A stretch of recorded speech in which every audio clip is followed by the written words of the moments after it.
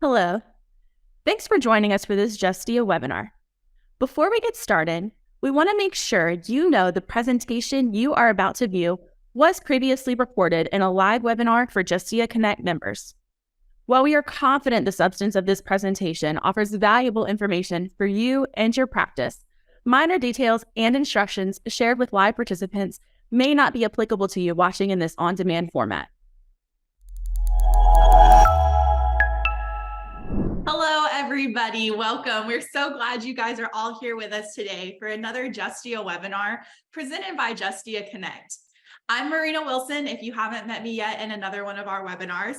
I am a lawyer as well as a member of the Justia team, and we're just so glad to have all of you with us, both our first-time attendees who are, joining us and taking advantage of this new Connect benefit that they just discovered, as well as our returning attendees who are back for more. Today is definitely going to be an exciting presentation.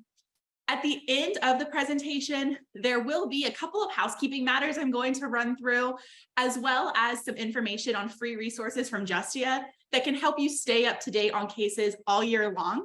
But I will save all of those details to share with you at the very end of the presentation. So without further ado, I'm going to hand things over to my colleague, Nina. She's going to help us introduce today's speakers and go ahead and kick things off. Thank you, Marina, for welcoming all of us here today. My name is Nina, and I'll be introducing our speakers as well as moderating the Q&A session a little bit later. To start out, I wanted to give a bit of background on our speakers, Vikram Amar and Michael Dorr. Vikram Amar has since 2015 served as the Dean and a named professor of the College of Law at the University of Illinois. Before that, he was a professor and administrator at various law schools within the UC system. He has penned several books and over 75 articles in leading academic journals focusing on constitutional law, federal courts, and civil procedure. He earned his AB from UC Berkeley and his JD from Yale Law School. After law school, he clerked for Justice Harry A. Blackmun of the U.S. Supreme Court before joining the law firm of Gibson, Dunn, and Crutcher. He was the first person of South Asian heritage to clerk at the Supreme Court and was the first American-born person of Indian descent to become a dean of a major American law school. He has authored or co-authored 6 books and over 100 scholarly articles and essays for law journals and peer-reviewed science and social science journals. He also writes a bi-weekly column for Justia's Verdict and publishes a popular blog, Dorf on Law. Dorff received his undergraduate and law degrees from Harvard. He served as a law clerk for Judge Reinhardt in the Ninth Circuit and then for Justice Kennedy at the U.S. Supreme Court. He maintains an active pro bono practice, mostly consisting of writing Supreme Court briefs. We are also joined by David Kemp, who will be moderating this discussion. David Kemp is an adjunct professor at Rutgers Law School and former legal writing professor at the University of California, Berkeley School of Law. He teaches legal writing and professional responsibility. He is also the managing editor of Verdict, a website offering legal analysis and commentary, and the Oye Project. He received his BA in psychology from Rice University and his JD from Berkeley Law, where he serves as the senior executive editor of the California Law Review and co-editor-in-chief of the Berkeley Journal of African American Law and Policy. The webinar presentation you're about to watch will be approximately 1 hour, and Vikram and Michael will be taking audience questions after the presentation is complete. If you have any questions during the presentation, please feel free to submit them by clicking that Q&A button at the control panel at the bottom of your screen.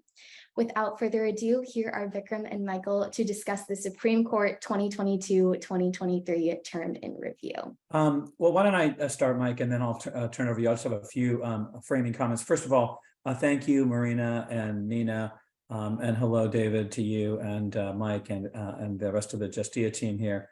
A bit of breaking news. As of July 1st, 3 weeks ago almost, I am no longer a dean. I am now a civilian. I have finished my 8-year stint as a dean at Illinois, and so I am back as a professor at the University of California, and also still a professor with a partial appointment at the University of Illinois. So like Frank Costanza at Festivus, I can air grievances a little bit more openly now. So I'm going to turn over to Mike for a term overview in a moment, but let me just say, when I look at each Supreme Court term as a whole, one question I ask myself is how monumentally, how fundamentally, how radically did did this term change the legal landscape? And that's a slightly different question than how many really big blockbuster cases there might have been. Because sometimes a blockbuster case is really important for what it could have done, even if it didn't do it. So, for example, I would put Moore versus Harper, the so-called independent state legislature case, in that category. It was a tremendously important case, and both Mike and I will have some thoughts about it later. But given that the court properly rejected the ISL theory and did so in terms that I don't think will cause too much trouble going forward, that basically preserved the status quo. If you look at the previous year's term that brought us Dobbs, the overruling of Roe versus Wade, and then Bruen, the New York gun case, I would say that was a more monumental term overall, because both Dobbs and Bruen changed the world significantly. Dobbs changed the abortion law in many, many, many states, opening up a lot of possibilities for red state legislatures to regulate abortion in ways they couldn't. And Bruen, while that's the Second Amendment case from New York involving public carry, even though the law at issue in New York there wasn't huge, the methodology that Clarence Thomas's majority opinion signaled, that focuses only on kind of historical analogs, that has the potential to really revolutionize much of Second Amendment law, and I think that's being worked through in the lower courts right now. This term, there were significant cases, to be sure. I think the 303 Creative, the case from Colorado involving the website designer who did not want to design a website to celebrate a same-sex wedding. I think that's a significant case, although Mike and I might disagree about how much it really changes things going forward.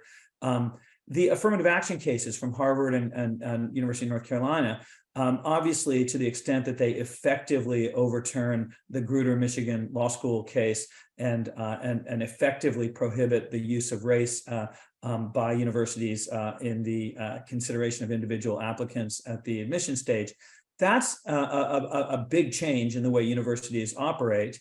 And it's going to extend beyond universities, probably to other realms, although the statutes that apply in employment are different than the statutes that apply in education. Title VII might be different than Title VI. But that case clearly changes a lot. At the end of the day, though, if I project out 5 years, I'm not sure that universities aren't going to find adequate workarounds so that the demographic and diversity makeup of universities won't change as much as I think some people fear. But again, Mike and I can go into that in a little bit more depth. So in general, I would characterize this as a significant term, a potentially hugely significant term. But because a couple of cases, including Moore versus Harper, went in a way that was less dramatic, the term wasn't as impactful as it might have been. Of course, in real world terms, the Biden versus Nebraska, the student debt case affects many individuals who have to pay back their student loans. Legally speaking, I think that case is in keeping with the general tenor of the court to read delegations to executive branch agencies more and more narrowly. We see a case on the next term involving the straightforward question of whether so-called Chevron deference should be reconsidered. And so the Biden versus Nebraska case, I think, is important practically, but I don't know how big a deal it is legally. And I'll stop there and let Mike offer a few comments. Great. So I basically agree with everything Vic just said. I'd add a few big picture thoughts. One is that, the natural unit for studying a Supreme Court term, Supreme Court rather, is not really the term. It's more like the court, the sort of the period from when, you have a stable body of justices until there's the next retirement or death or replacement. And so if you look at this term just as a term, it looks like it's, building on what the court did the last term.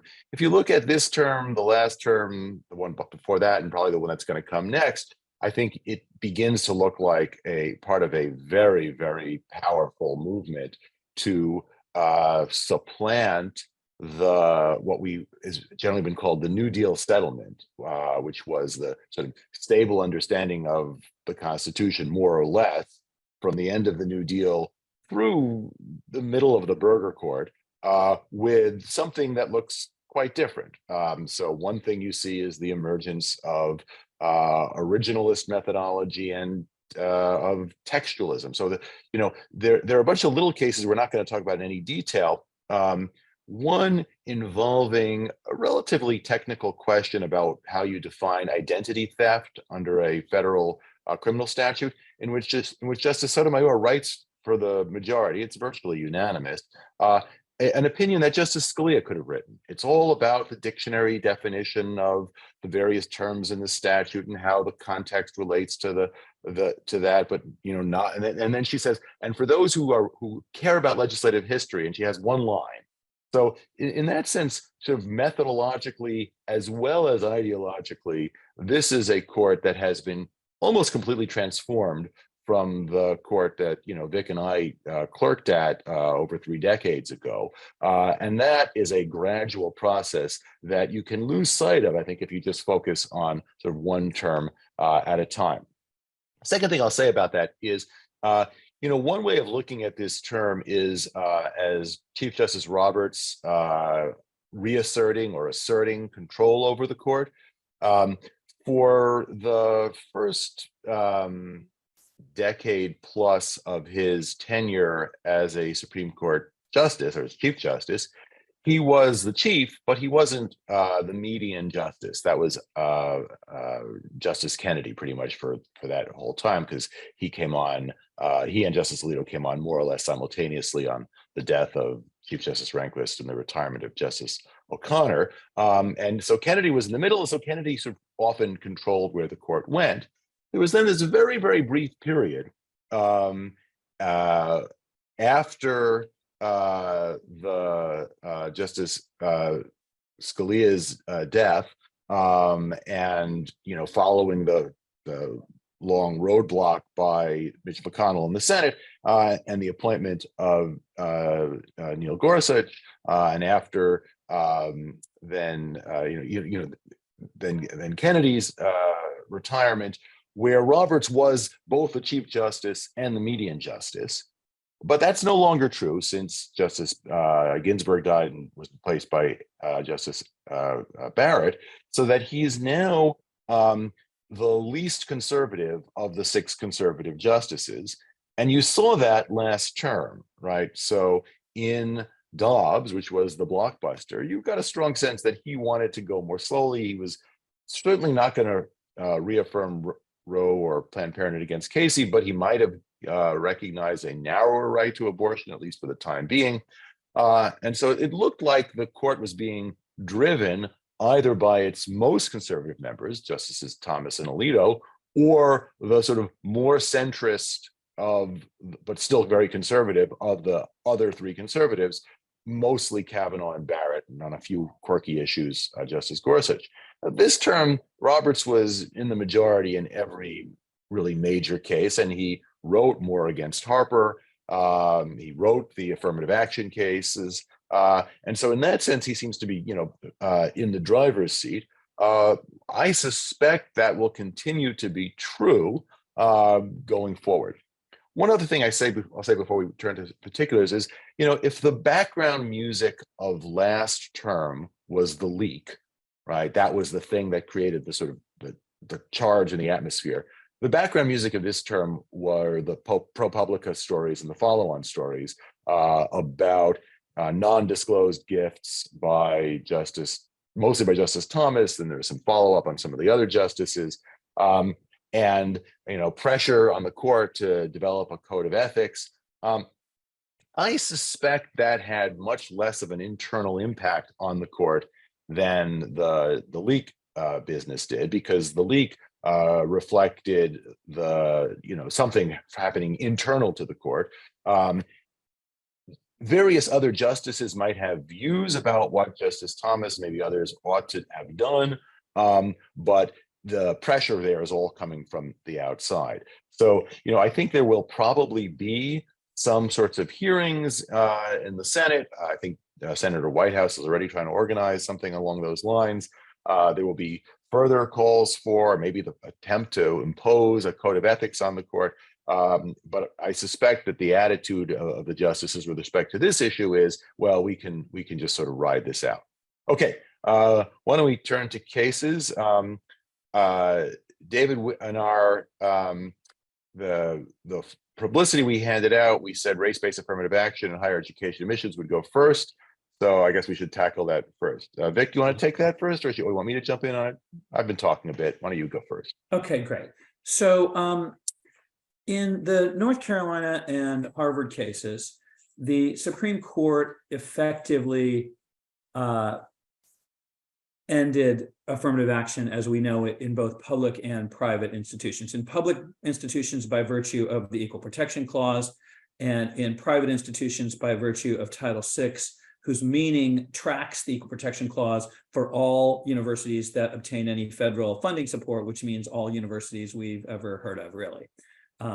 Just to give a brief overview, in 1978, in Bakke versus the Regents of the University of California involving the UC Davis Medical School, the Supreme Court issued a fractured ruling with Justice Powell in the middle, in which the court invalidated the Davis Med School's attempt to set aside 16 of its 100 admission slots for persons of underrepresented groups. But a majority of the court seemed to allow for some consideration of race in order to promote diversity. The four more liberal justices would have also allowed race to be used to remedy past discrimination, but Powell, in particular, who provided kind of the pivot of the Powell was the he was the Kennedy before there was Kennedy, or the O'Connor before there was O'Connor, depending on how you want to look at this kind of middle role in the court. And he focused on this this diversity rationale that everybody benefits from having a student body that includes critical masses of people of all walks and of life and different groups. And Bakke became clearly the law of the land in 2003 when Justice O'Connor in the Michigan Grutter case adopted it as the formal test in upholding the University of Michigan's affirmative action program, and now that's all gone. A few points. First, it's easy to make fun of diversity because it's a pretty amorphous, fluid, flexible, inscrutable rationale. It means different things to different people. For example, if critical mass is important, I'm not sure I've seen a great answer by liberal justices about why Blacks need to have more representation than Native Americans. Why is a critical mass of a few Native Americans good enough, but you need a larger number of African Americans if critical mass is the key? How do you count people who fall into more than one racial group? How do you deal with box checking individuals who aren't really part of a community, but nonetheless indicate that they share this attribute? So diversity is certainly easy to ridicule and to poke holes in, but let me remind you what I just said a few moments ago. The reason that diversity is the only game in town is because the Supreme Court in the 1990s shut down what I feel actually is a more intuitively and normatively plausible and historically justifiable basis for taking race into account, and that is remedying past discrimination.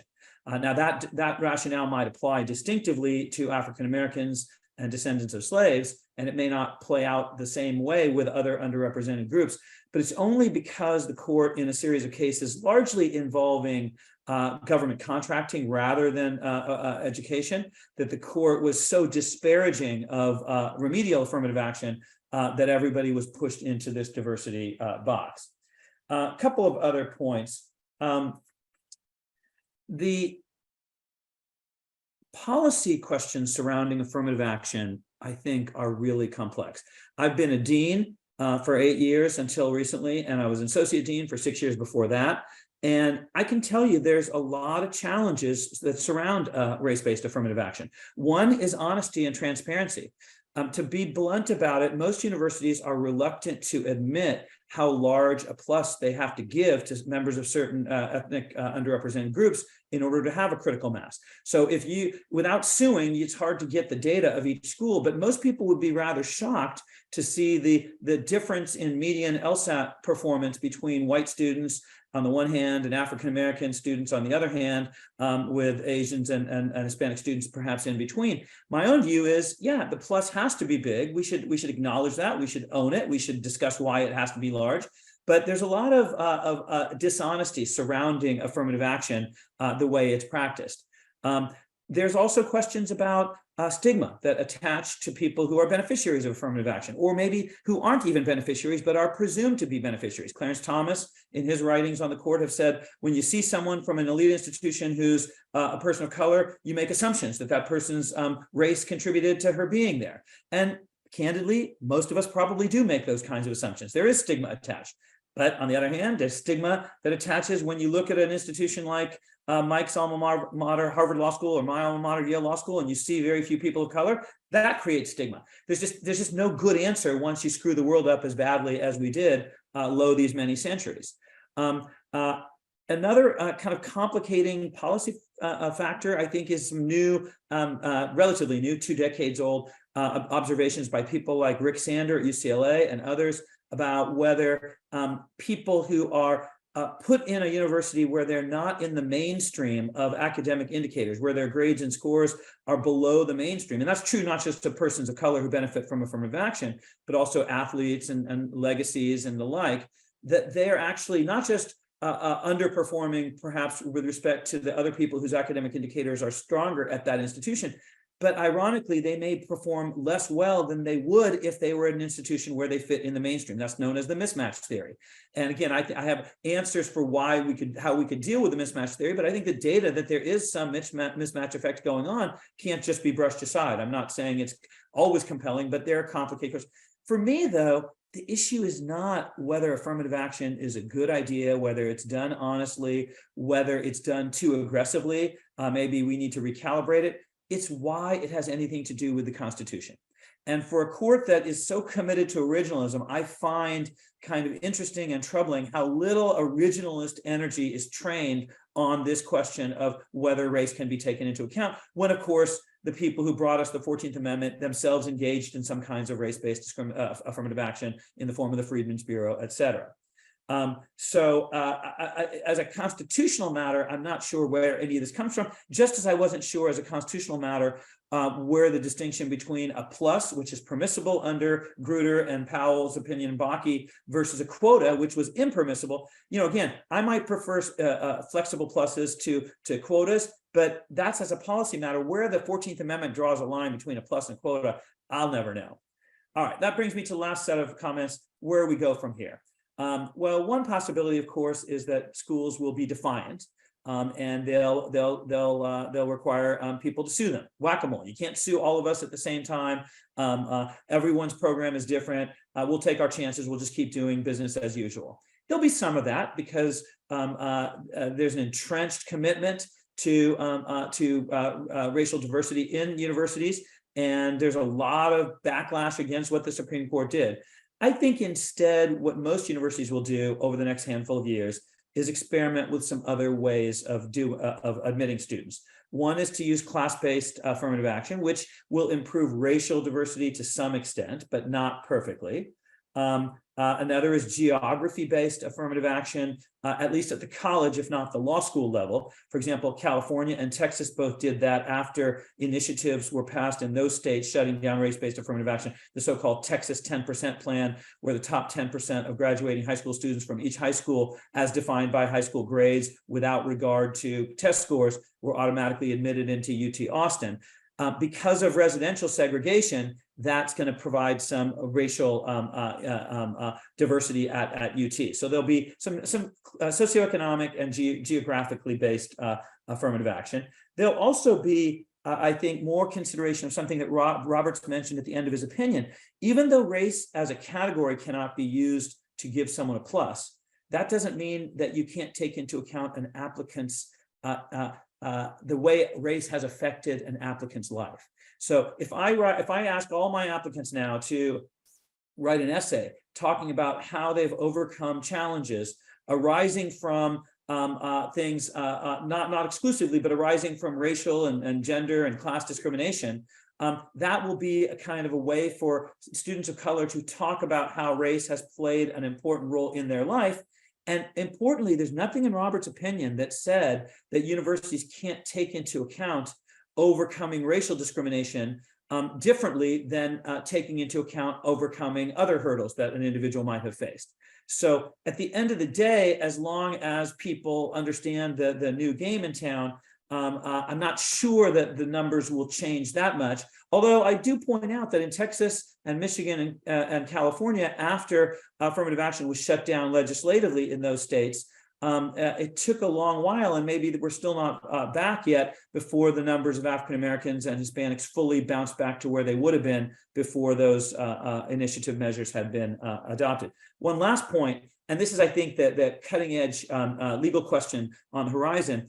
To the extent that people want to change admissions criteria that have racially disparate impacts in order to accomplish diversity. So example, if you think that standardized tests are the problem because they exclude too many people of color, and I should point out the standardized tests were initially introduced to overcome kind of good old boy discriminatory networks.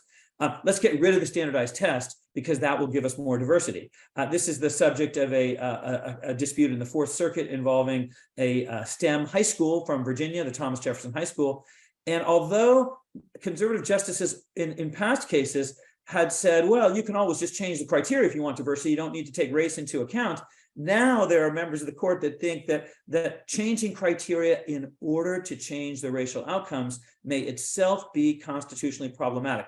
I honestly don't see a way for the court to really enforce that, because just as it's hard to prove invidious discrimination against racial minorities, see Washington versus Davis and his progeny, I think it's also going to be hard to prove invidious discrimination in the opposite direction. But I think that's kind of the next generation of these cases. So just like Dobbs didn't get us out of the business of deciding cases involving abortion, so too I don't think these cases this year get us out of the business of deciding cases involving race and education. Over to you, Mike. Okay, so we've used up almost half our time, and we're about halfway through the first case. So I'm going to try to be brief, and then I'll tee up the next case as well. So first, just on the first point, only Justice Thomas among the majority engaged with the evidence of the original understanding, and he struggled mightily to argue that all of these Reconstruction era statutes that used race expressly were not really using race, or were somehow tied to previous condition of servitude, which is just not true of all of them. I think the main reason why the other justices in the majority didn't engage in the originalist project is because, for the most part, the original sources cut the other way. That is to say that they allow for what we would now call race-based affirmative action. Curiosity of the case, Justice O'Connor, in her opinion for the court in Grutter, which was decided, as Vic said, in 2003, she noted that had been 25 years since the Bakke decision, a kind of random fact, but she noted it, and it's a sort of a roundish number. And she said, well, another 25 years, we expect we won't need this. And various justices seized on that. Now, you might have noticed that 25 years after 2003 is not 2023. So why didn't they get another 5 years? We're only 20 years out. Justice Kavanaugh, in a concurrence, actually makes the claim that, well, this is 25 years because the entering class of college for the fall has already been admitted. The next class that will be admitted will start in the fall of 2024 and will graduate in the spring of 2028, and that's your 25 years. And it's all kind of silly, of course, because first of all, Justice O'Connor just sort of made up the numbers. It's almost numerology. And second, as the dissenters pointed out, it was an expectation. It wasn't a strict deadline. I'm not sure where the court would have gotten the authority to arbitrarily pick such a deadline anyway. But that's sort of emblematic of the general approach of the opinion, which oddly doesn't claim that it's overruling Bakke and Grutter. it seems to say, well, those cases had time periods, had endpoints. They were supposed to be for a limited time. You had to do it narrowly. They're not doing it. And so you have to kind of read between the lines to figure out what exactly the law is. But the bottom line is, you can't do what virtually all the colleges and universities have been doing up until now. I'll say one other thing about Aftermath. You may have seen that there's some litigation now being brought on behalf of minority students, sort of who formerly would have benefited from affirmative action, challenging legacy preferences, preferences for children of donors, preferences for children of faculty, all of which tend to favor white and other non-disadvantaged minorities, students. And so the claim is that preserving these is unlawful. I think that those cases are going to have a hard time succeeding because Vic mentioned Washington against Davis, right? That's the basic rule, that to violate equal protection, the government has to be making the decision because of, and not merely in spite of, the disparate impact. And here, I don't think that you're going to find much evidence that a place like Harvard or UNC is giving preference to children of big donors because they're disproportionately white. They're doing it because it gets them a lot of money. And so, it's kind of gross, and there are all sorts of good policy reasons for ending it. I think you have a hard time getting rid of it. Absolutely last thing I say, I promise, is, there was an option here to decide these cases through constitutional avoidance, simply to say, Title VI is a statute. It applies to both public and private universities.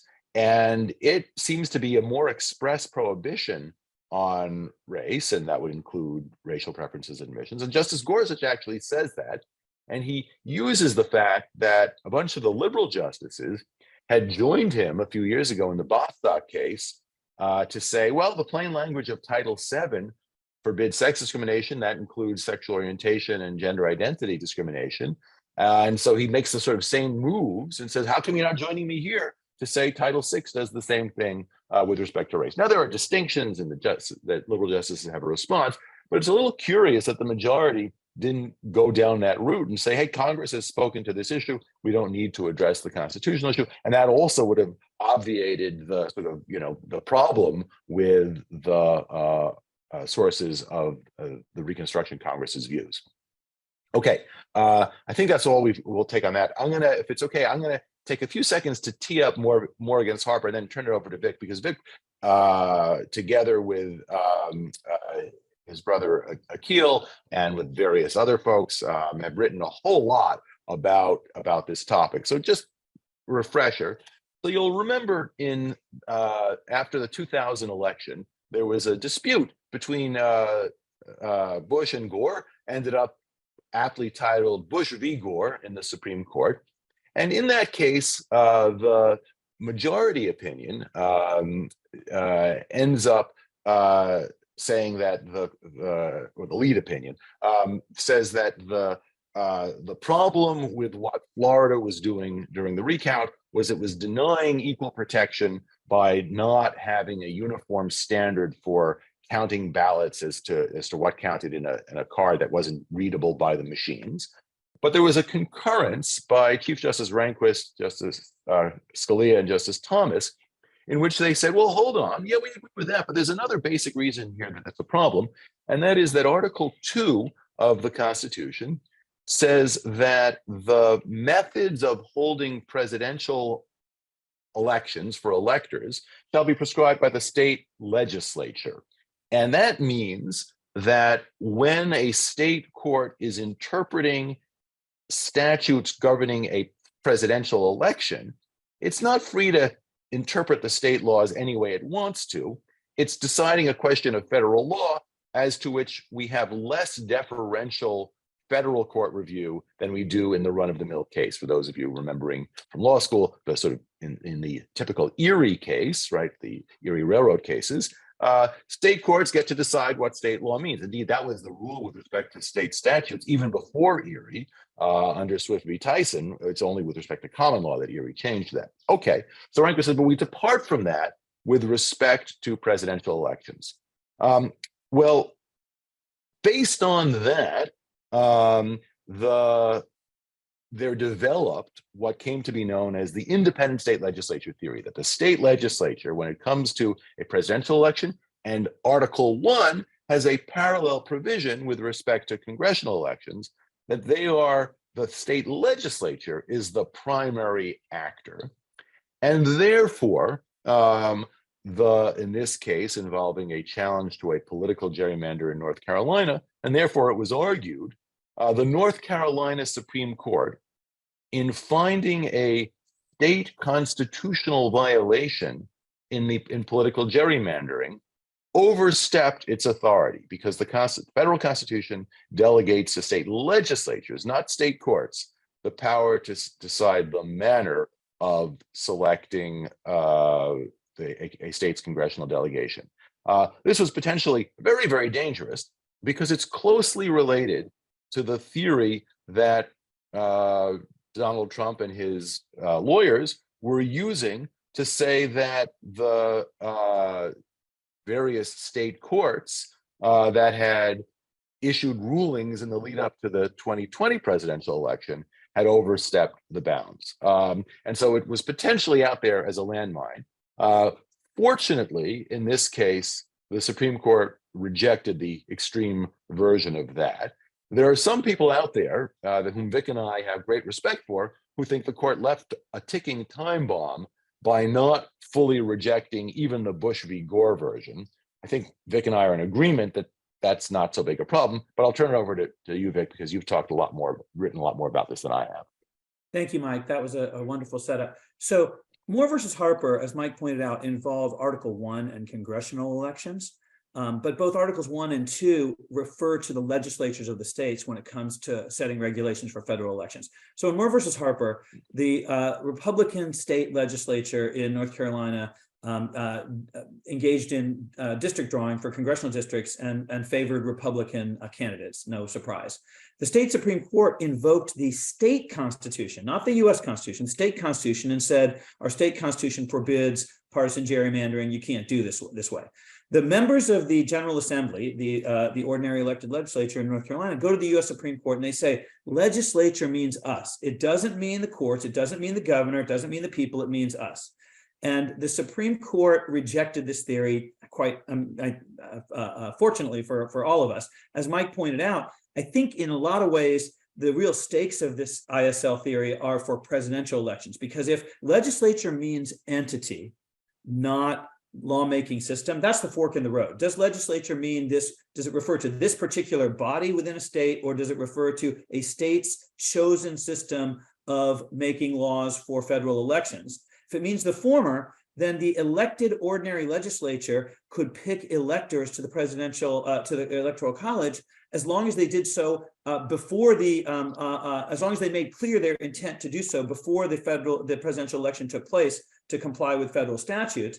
And there's nothing the people of the state could do to overturn that, even if the state constitution says the electors shall be chosen by the people, the voters themselves. So this was a terribly dangerous theory.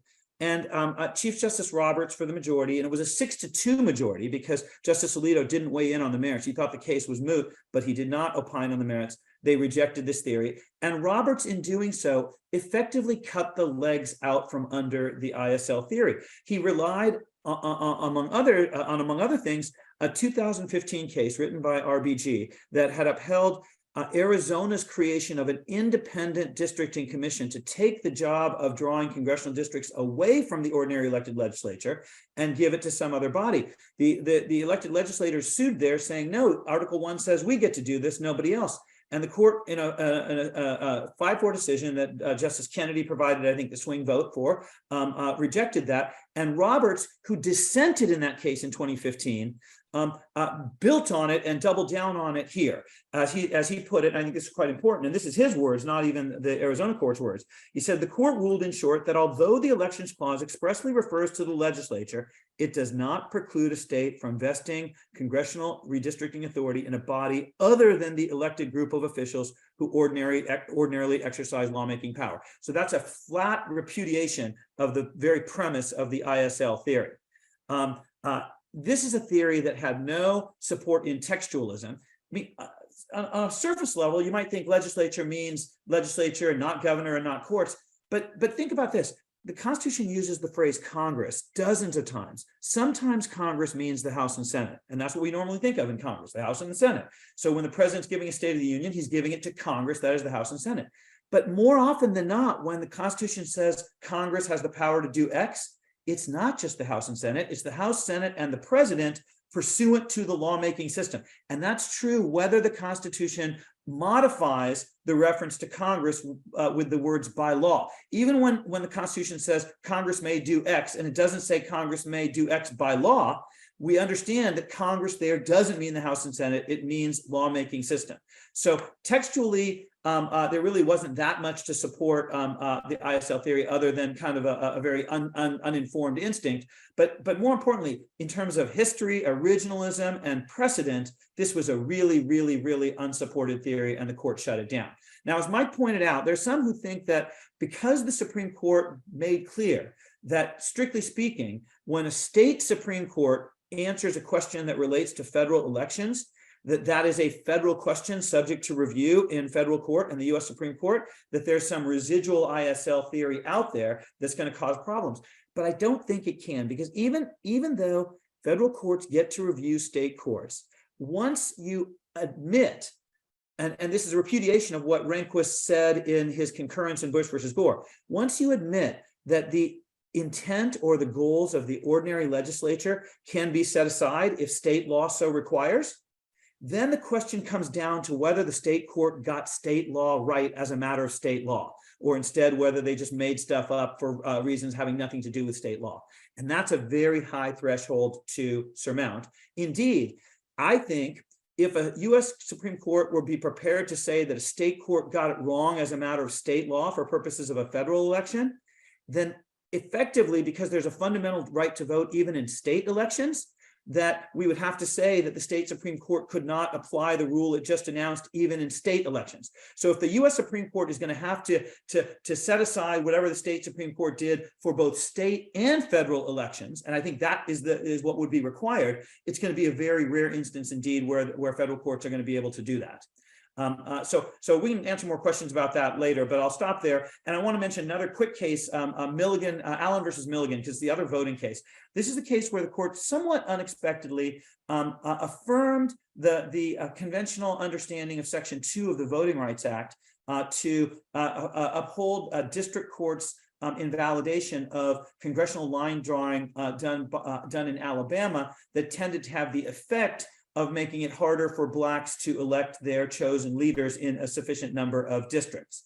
And the question posed in Allen versus Milligan was twofold. One, does Section 2 of the Voting Rights Act prohibit more than intentional discrimination? Does it also prohibit devices that have the effect of making it harder for Blacks to elect their chosen candidates? And two, if so, does that square with the Constitution?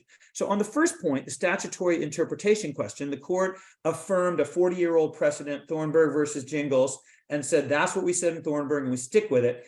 And remember, statutory stare decisis, unlike constitutional stare decisis, is quite rigid and sacrosanct. And this goes back, I think, actually to something Mike said in the affirmative action cases. One reason why maybe Gorsuch's approach of just relying on Title VI didn't get that much support is because the Supreme Court had over and over said that Title VI means the same thing as the equal protection. So they would have to undo that statutory stare decisis ruling in order to do what Gorsuch wanted them to do. And that might have been problematic given how the court says it really believes in statutory stare decisis, because Congress could fix those mistakes. And when it hasn't, we really pay respect to that. And then on the question of whether it's okay for a statute to actually forbid de facto and not just intentional discrimination against Blacks. Here's what the court said. Even though Section 1 of the 15th Amendment prohibits only purposeful discrimination, the prior decisions of this court foreclose any argument that Congress may not, pursuant to Section 2 of the 15th Amendment, that's the analog to Section 5 of the 14th Amendment, outlaw voting practices that are discriminatory in effect, citing Rome versus United States, another venerable precedent. So I think you can look at Allen through a number of lenses. First of all, it's a case that really doubles down on stare decisis, showing this court doesn't always overrule when it can.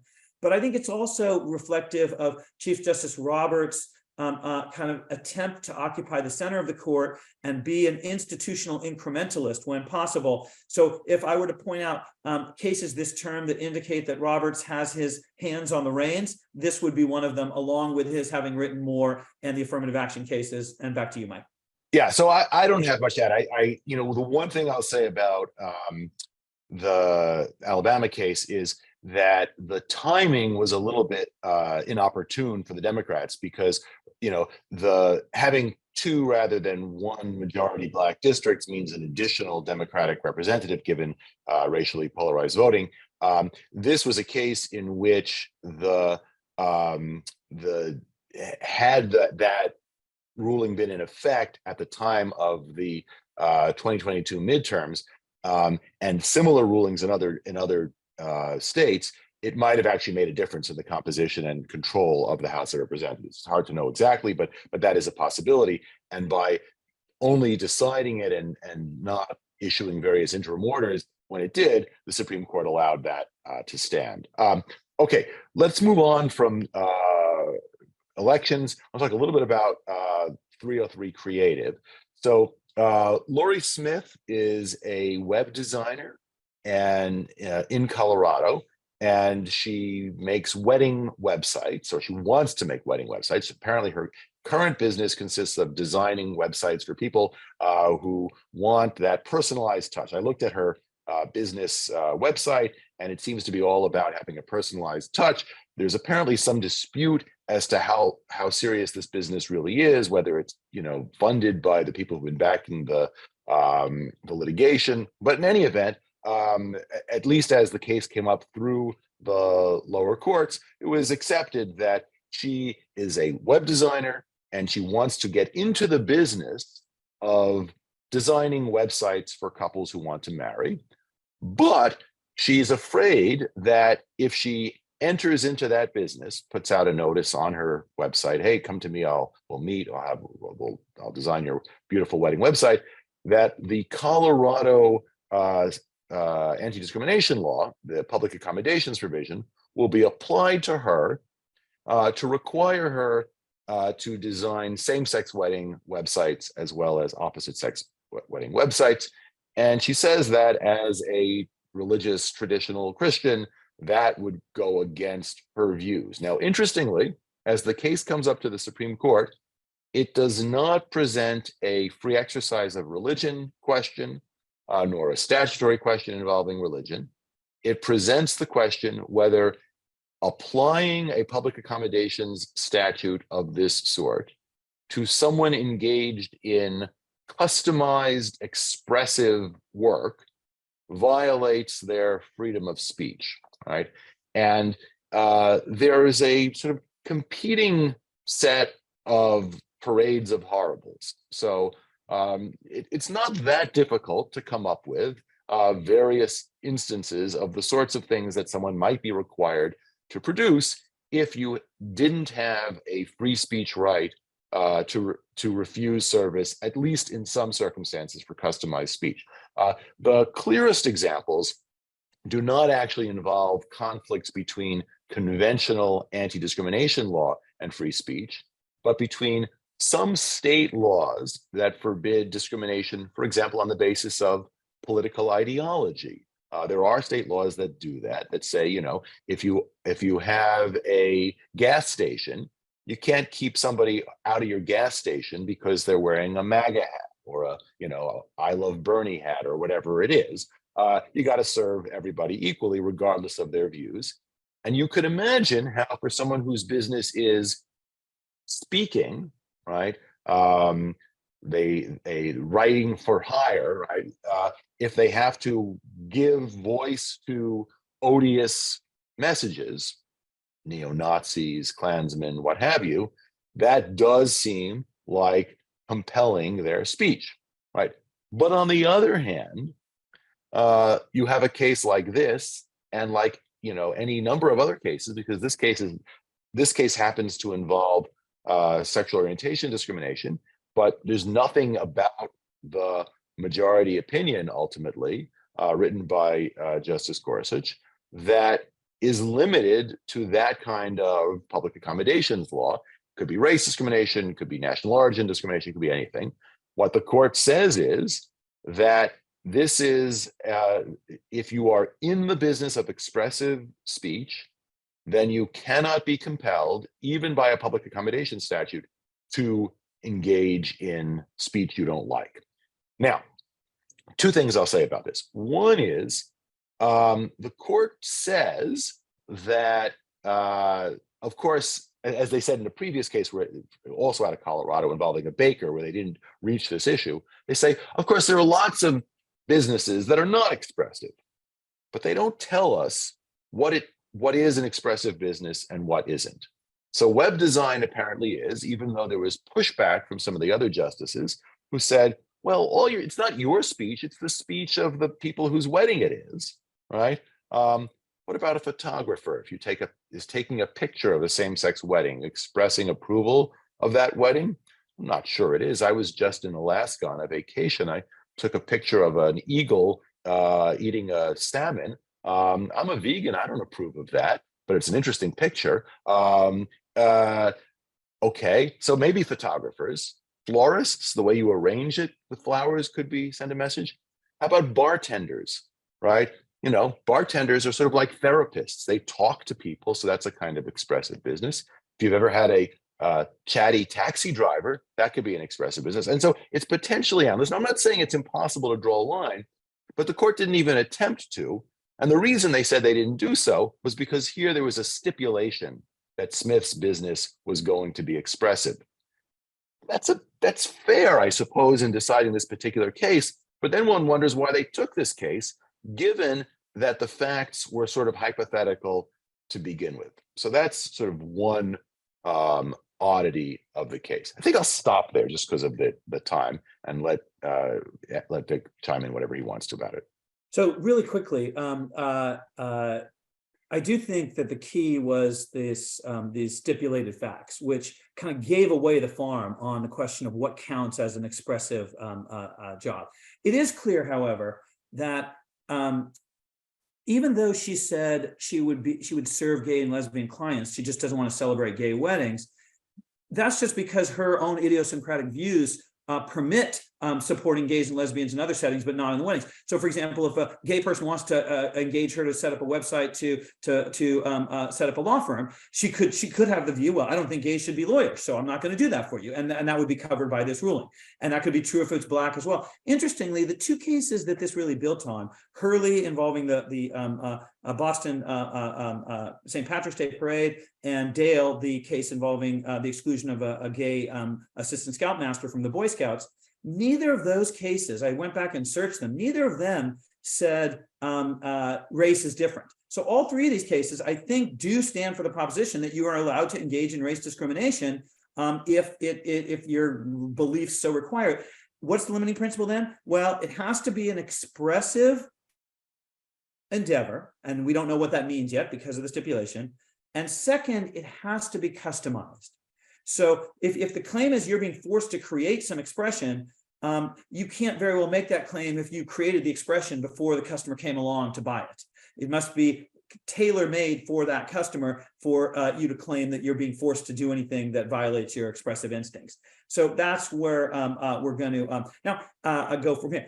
A lot of people were surprised by this case. I think it kind of follows from Dale and Hurley, to be honest with you. It does extend it beyond that parade and an organization setting to an individual business open to the public, which is a step. But I think the real reason that people thought that this was not, the current state of things was because in between Dale and Hurley on the one hand, and today we had Obergefell, which recognized same-sex marriage. But Obergefell was all about government's acceptance of same-sex marriage, not about government forcing private individuals to do so. So it's kind of a state action issue to my mind that I'm not sure that everybody appreciates how important state action is in understanding certain cases. Which brings me to one other case I'll mention, and then maybe Mike, you can comment on, and then we can say 5 minutes for questions if we want. But that's the Nebraska versus Biden, the student loan case. As Mike has written, one of the big issues in that case was whether the state of Missouri ought to have had standing in the first place. And the state of Missouri had standing because a Missouri agency, an entity, administers student loans and was going to lose money if loans didn't have to be paid back. And the dissenters, and I think maybe Mike think that maybe because that separate entity could have sued on its own, that the state of Missouri didn't have the ability to stand in the shoes of that entity to represent it for standing purposes. I'm not sure that's true. I view it as in terms of state action. If that Missouri other entity, that loan servicing company, was a state actor that when it violated the Constitution in a way not protected by sovereign immunity, would have obligated the Missouri public fisc. If that's true in one direction, then I think that the state of Missouri can stand in to represent that entity when it's losing money, because after all, that your money is my money, the state of Missouri could be saying to that entity of sorts. So I think a lot of the most interesting part of the case was standing. On the merits, it's a pretty tedious examination of a statute. And I do think the so-called major questions doctrine, which, as I said at the outset, reflects an emerging trend on the part of the court to view statutes narrowly in terms of the power they confer on executive officials. I think that's an issue going forward. But let Mike offer some thoughts on that case, and then we'll see if there's time for a question or two. Yeah, so just quickly on the standing issue, it's true that the dissenters and the Biden administration took the view that the problem with Missouri asserting standing on the basis of an injury to MOHELA, this state agency, is that if they say, well, at worst, this is going to mean that MOHELA makes less money, but MOHELA is going to pay Missouri whatever money it's going to be. So it was that link between MOHELA and Missouri. I actually had a more fundamental problem with this, which is that I think that that even Missouri, for these purposes, ought not to have standing because it's not injured in the right sort of way. Now, maybe this is a third-party standing issue, but here I gave the following example. But suppose that there's a federal law that abolishes the death penalty nationwide. Well, we could see how a state would have a sovereign interest in challenging that. It's not clear to me that the manufacturer of electric chairs should have standing to challenge that abolition. And yet Missouri, the MOHELA and thus derivatively Missouri, seem to me to be a little bit like the manufacturer of electric chairs. The way that MOHELA was going to lose money was it wasn't going to be earning the processing fees on those loans. Well, if this is an illegal modification, it's not because there's any sort of right of the loan processors to take their cut. It's because they're usurping powers of Congress, and so forth. And so that, that seems to me to be a bit far afield to allow anybody who's sort of downstream harmed by the passage of the law. On the merits, I agree that the so-called HEROES Act, I think the real problem for the Biden administration was the mismatch between the scope of the modification, as the court says, and what they said was the justification, which was the economic fallout of COVID. There was some economic fallout of COVID, but most of the beneficiaries were getting way more in loan relief than they might have suffered as a consequence of the pandemic. Yeah, on that, let me just piggyback on that. The HEROES Act said that people should be freed of negative effects of COVID only to the extent that COVID made them worse off than they would otherwise be. And I'm shocked that the majority didn't do more with that language, because it clearly was an overbroad remedy to a problem, but a much narrower problem. On your third-party standing point, I think that's really interesting, Mike, and I need to think about that some more. The only thing I would say, instant reaction is, well, the ban on third-party standing, which of course is prudential and is made up anyway, that seems to make more sense to me when we can think of the real person who's harmed, the real person whose rights are being injured, and someone else is wrongfully stepping in there. Here, it's not even clear whose rights are being violated. Arguably, if the Congress is giving away money, or excuse me, the Biden administration is giving away money, it shouldn't be, then arguably the taxpayers are the ones who are harmed by that. And then it's not so clear to me that a state government isn't an appropriate third party to represent kind of that abstract interest. But I'll have to think about that some more.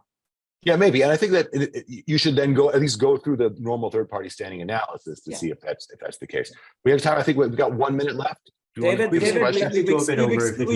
excluded you altogether. We'll turn it over to you. No problem. We can actually go over a bit and discuss some of the other key cases if you'd like to discuss those as well. Let me see what else. I'll say a word about the Indian Child Welfare Act case. ICWA, as the acronym goes, is a federal statute that provides that in adoptions and other kinds of placements of children,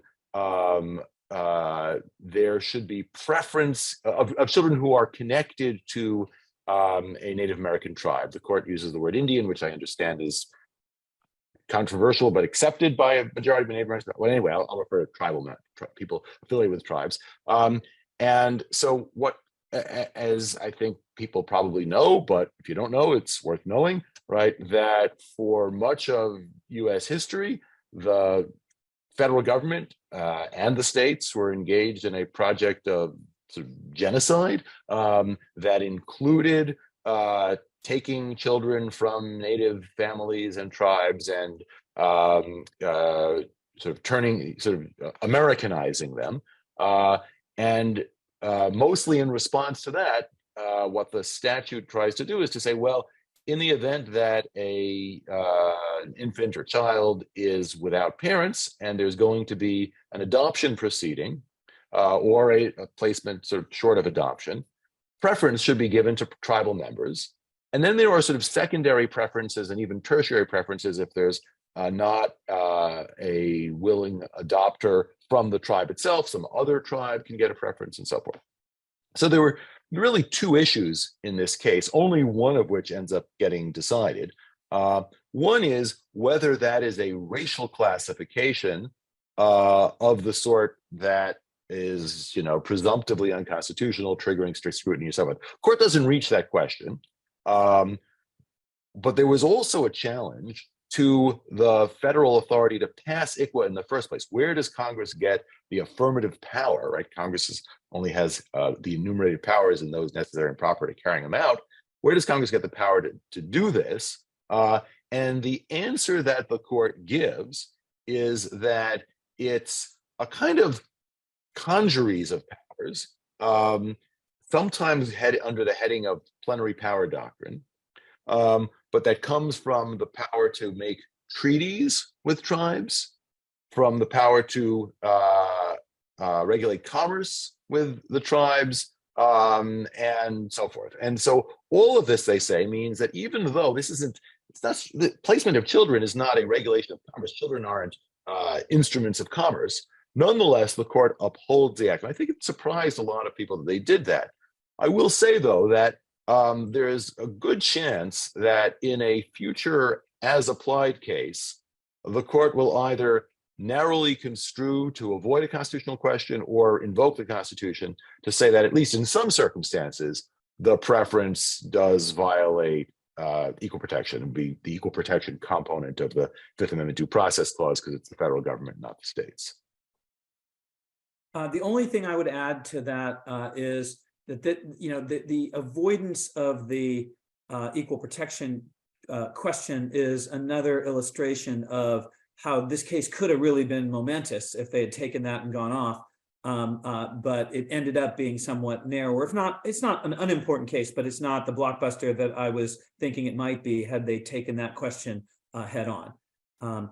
Mike, there's a question in the chat about views on the Andy Warhol case. I'm going to defer to you because my only reaction is I've never quite understood his art, but you probably understand the case more than I do. Yeah, so let me read the question. I'm interested in your views. Okay, sure. So this is a case in which Justices Sotomayor and Kagan really went at it against each other.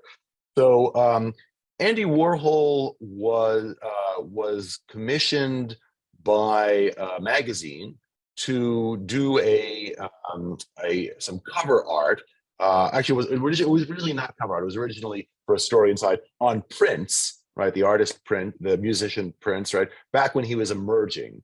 And to do this, they hired a photographer to take a photograph of Prince, and then Warhol made his sort of fancy picture from that. But if you look at, so a lot of this case is sort of hard to describe without the visuals, and the Supreme Court includes the visuals, but Warhol, the original contract with the photographer basically specified, okay, we're going to pay you one-time fee for this. And it also specified that all that Warhol got the rights to do was to use this for the art in the magazine. Nonetheless, Warhol made a whole bunch of other pieces from this.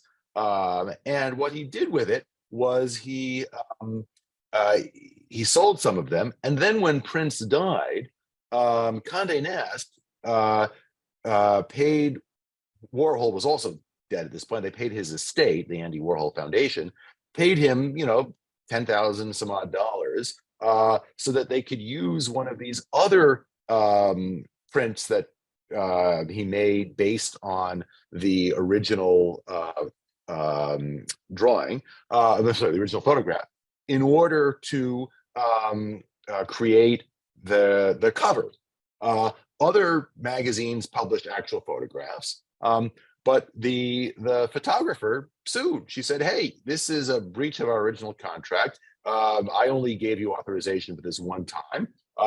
Give me the proceeds from this, or at least pay me a fee. And as the case went up to the Supreme Court, it's another one of these cases, but they don't really decide the whole case.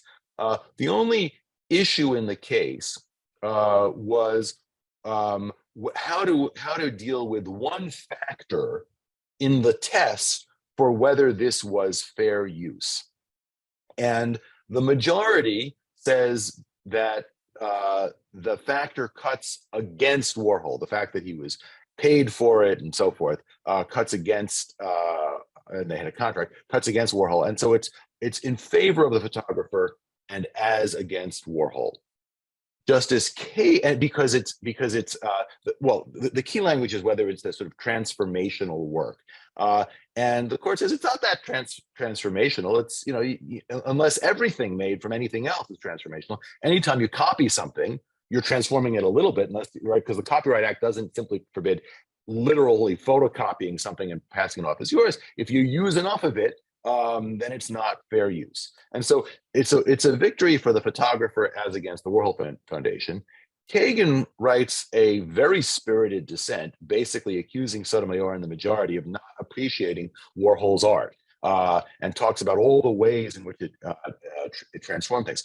What was interesting to me is the juxtaposition of Kagan's dissent in the Warhol case, which is very, very sympathetic to a fair use infringement defendant, with her majority opinion for the court in the Jack Daniels case, where she rules for Jack Daniels as against the manufacturer of humorous dog poop themed toys that parody it.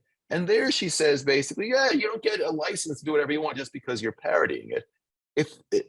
Now there are different statutes. One is trademark, one is copyright. But if you look at the Bad Spaniels dog toy, it looks less like a bottle of Jack Daniels than Andy Warhol's drawing, transformative works of art look like the original photograph. And so I think Kagan is in this somewhat awkward position. And maybe it's just that she's a big fan of Andy Warhol and not so much a fan of poop-themed dog toys. I don't have anything to add to that. There was another question in the chat that I'll address really quickly. There was a lot of press after 303 Creative about how a couple that Ms. Williams seemed to suggest had inquired about her services didn't really exist. And does that kind of gut the case? You could critique the court for taking a case on such stipulated facts where the injury to this woman was really speculative, since it was, she hadn't even set up the business yet, and it wasn't clear that anyone would go to her with this particular kind of request. But I don't think so. You could generally criticize the court for not paying attention to standing, but I don't think the court's willingness to take the case depended on the existence of this couple that turned out to be fictitious, or arguably so. So I'm not sure that really undermines anything the court did. But you could, as I say, you could challenge the court's willingness to decide a case based on such artificially stipulated facts in the first place. Let me just make one other observation about one other case, and then let Mike have some final words and see, David, if we should wrap it up. There's a case involving Twitter where a federal statute was construed narrowly to avoid imposing liability on Twitter and other social media platforms relating to terrorist events and the injuries that those terrorist events caused. And I think it's fair to read those statutes narrowly and not punish the platform that is not really generating the speech, but just allowing it to exist. And I think maybe it's fair to allow these internet platforms to have broad immunity under Section 230 of the Communications and Decency Act, which is obviously something that a lot of people are revisiting now that the industry is much more mature, and that immunity isn't as needed to nurture a fledgling set of companies. You can have whatever views you want about all that. I guess from a big picture perspective, when I juxtapose those alongside what the district judge in Louisiana did when he told the federal government they could not really communicate with Twitter and Facebook to try to encourage it to do responsible things, that seems to me untenable. You can't have every which way. You can't say we're going to let these entities go unregulated and then at the same time say that no one can try to, and the government can't try to influence what they do in responsible practice without it being characterized as censorship. And I do think the Fifth Circuit temporarily stayed that district court judge's seeming, to my mind, ambitious order. But I'll let Mike weigh in on that and anything else he wants to say. David, we still have a couple more minutes. Are we good? Yeah, we can keep going. I think there's maybe like one more case that we really wanted to touch on. Okay. So I've got a hard stop in 4 minutes. I'm going to let Mike talk now. And then I think the two cases we didn't touch on that were on the list, Mike, were Jones versus Hendrick and United States versus Texas. So I'll let you say, and the pork producers. So any of those three that you might want to comment on, I'll let you. Okay, so let me say a couple of words about the social media stuff, which is, the way this has been characterized recently, ideologically, is that it is the right that wants to crack down on these big social media platforms because people on the right have the view that they moderate or censor their speech as a matter of, Vic mentioned earlier, the state action doctrine, right? That's not a First Amendment problem if it's not the government. There is an argument floating out there that Justice Thomas has expressed some sympathy for, that Section 230 essentially converts the social media companies into state actors, or that they can be, they're public facilities and so forth. And so that maybe some of what censorship they do under government authorization in virtue of having the immunity, that maybe that does count. But he didn't do that in the Google and Twitter cases. And of course, there is an argument from people on the left side of the spectrum. Think about, someone like Tim Wu at Columbia, who have been arguing for years that these companies are too powerful. And they're, it's just, if you go back to, a century ago, Louis Brandeis worried about the concentration of public power. He was worried about it for all sorts of aspects of our life, but that includes for free speech. And so I think this is a ripe area for sort of cross-ideological, interesting development. But as Justice Kagan said during the oral argument in these cases, I'm paraphrasing, she said, it's not like we're the 9 leading experts on the internet up here, right? So that was an indication to me that they don't want to get too involved in. So if we're at your hard stop, Vic, I'll give you your last words. Then I'll say a word or two after you go about the National Pork Producers case. I don't have too much to add about the Texas case where the court said Texas didn't have standing to challenge the Biden administration's immigration policy changes. I will say, in reference to the pork case that you'll talk about now, the Dormant Commerce Clause, I've always thought that the Dormant Commerce Clause doctrine is akin to statutory interpretation because Congress can at any time override. It's the one constitutional area where the court issues a constitutional ruling that's subject to congressional override. So if the question is, should we keep a balancing test in Dormant Commerce Clause doctrine, or instead should we use that doctrine to invalidate only laws that are intended to be parochial and protectionist? I think the fact that current doctrine, albeit carefully, does tell states not to do things that are not parochial but have the effect of burdening too much interstate commerce. I think Congress has tacitly approved that, and so the three justices in the pork producers case that wanted to undo that settled understanding were wrong, because I think that's more akin to statutory stare decisis. Great. So for the rest of you, so good to see you, Vic. Good luck. Just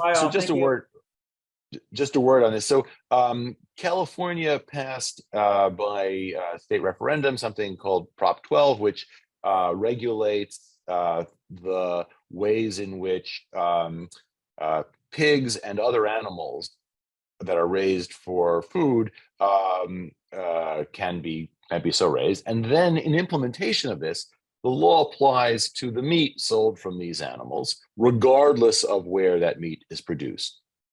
National Pork Producers Council is an industry trade group for basically farmers, slaughterers, et cetera, who raise pigs for pork, ham, bacon, and so forth. And they said, hey, California, you can't do this because you're effectively regulating other states. Nearly all of the pig products sold for consumption in California are raised elsewhere, where in Iowa, other states in the Midwest.